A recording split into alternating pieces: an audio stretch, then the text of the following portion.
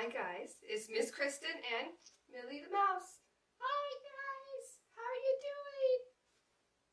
There's Millie. Okay, today we get to read Miss Rumphius. That's what it's called. Okay. The lupine lady lives in a small house overlooking the sea. In between the rocks around her house grow blue and purple and rose-colored flowers. The lupine lady is little and old, but she has not always been that way. I know, she is my great aunt, and she told me so. Right there. Once upon a time, she was a little girl named Alice who lived in a city by the sea. From the front stoop, she could see the wharves and the bristling masts of tall ships. Many years ago, her grandfather had come to America on a large sailing ship. I guess that's the lupine lady, Miss Alice.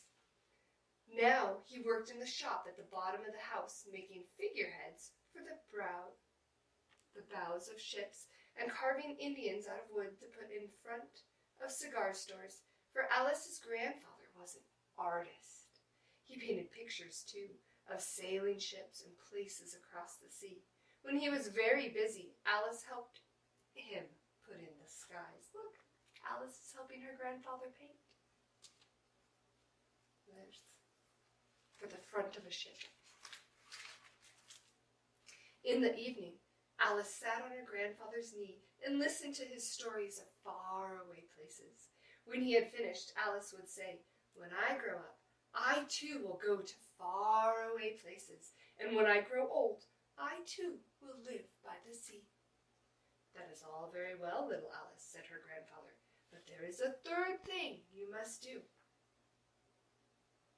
"All right," said Alice. "Oh, I'm sorry. What is that?" asked Alice. "You must do something to make the world more beautiful," said her grandfather. "All right," said Alice, but she did not know what that could be. In the meantime, Alice got up and washed her face and ate porridge for breakfast. She went to school, and she came home, and she did her homework, probably without whining and fussing. And pretty soon, she was grown up. Then my great Aunt Alice set out to do the 3 things that she had told her grandfather she was going to do. She left home and went to live in another city far from the sea and the salt air. There she worked in a library. I love libraries. Dusting books and keeping them from getting mixed up and helping people find the ones they wanted. Some of the books told her about faraway places. People called her Miss Rumphius now. Sometimes she went to the conservatory in the middle of the park. When she stepped inside on a wintry day, the warm, moist air wrapped itself around her, and the sweet smell of jasmine filled her nose. You do that, you breathe deep, and pretend you can smell flowers in the middle of winter. "This is almost like a tropical isle," said Miss Rumphius, "but not quite." So Miss Rumphius went to a tropical island where people kept cockatoos and monkeys as pets. She walked on long beaches, picking up beautiful shells. One day she met the Bapa Raja, king of a fishing village. "You must be tired," he said. "Come into my house and rest." So Miss Rumphius went in and met the Bapa Raja's wife. The Bapa Raja himself fetched a green coconut and cut a slice off the top so that Miss Rumphius could drink the coconut water inside. Before she left, the Bapa Raja gave her a beautiful mother-of-pearl shell on which he had painted a bird of paradise and the words, "You will always remain in my heart." "You will always remain in mine too," said Miss Rumphius. My great aunt, Alice Rumphius, climbed tall mountains where the snow never melted.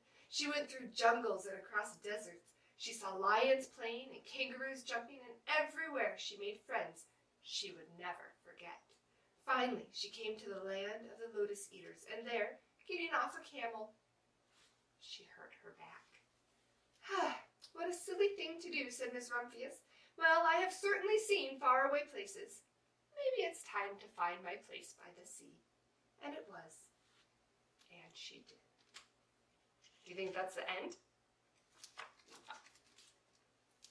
From the porch of her new house, Miss Rumphius watched the sun come up. She watched it cross the heavens and sparkle on the water, and she saw it set in glory in the evening. She started a little garden among the rocks that surrounded her house, and she planted a few flowers, seeds, in the stony ground. Miss Rumphius was almost perfectly happy. But there's still one more thing I have to do, she said. I have to do something to make the world more beautiful. But what? The world already is pretty nice, she thought, looking out over the ocean. Rumphius. The next spring, Miss Rumphius was not very well.